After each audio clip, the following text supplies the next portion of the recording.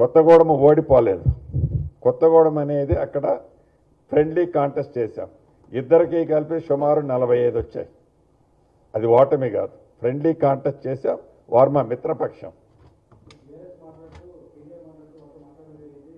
సరే, అసలు కేటీఆర్ గారు మాట్లాడే మాటలు నేను చెప్పడం కాదు, మీరే చెప్పాలి. వారు మాట్లాడే మాటలు, వారు మాట్లాడే తీరు, వారు ఈ ప్రజలను మభ్యపెట్టే తీరు మనం ప్రత్యక్షంగా చూస్తున్నాం. ఇంకా కింద పడ్డా కూడా నేనే పై చెయ్యనే మాట్లాడే ఆ తీరు చూస్తుంటే ఇందాక మీకు చెప్పినట్టు హాస్యాస్పదంగా ఉంది. కొత్తగూడెం ఓడిపోలేదు. కొత్తగూడెం అనేది అక్కడ ఫ్రెండ్లీ కాంటెస్ట్ చేశాం. ఇద్దరికి కలిపి సుమారు 45 వచ్చాయి. అది ఓటమి కాదు, ఫ్రెండ్లీ కాంటెస్ట్ చేశాం. వారు మా మిత్రపక్షం.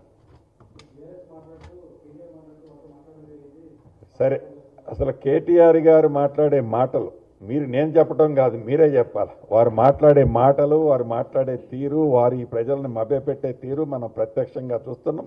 ఇంకా కింద పడ్డా కూడా నేనే పై చెయ్యనే మాట్లాడే ఆ తీరు చూస్తుంటే ఇందాక మీకు చెప్పినట్టు హాస్యాస్పదంగా ఉంది.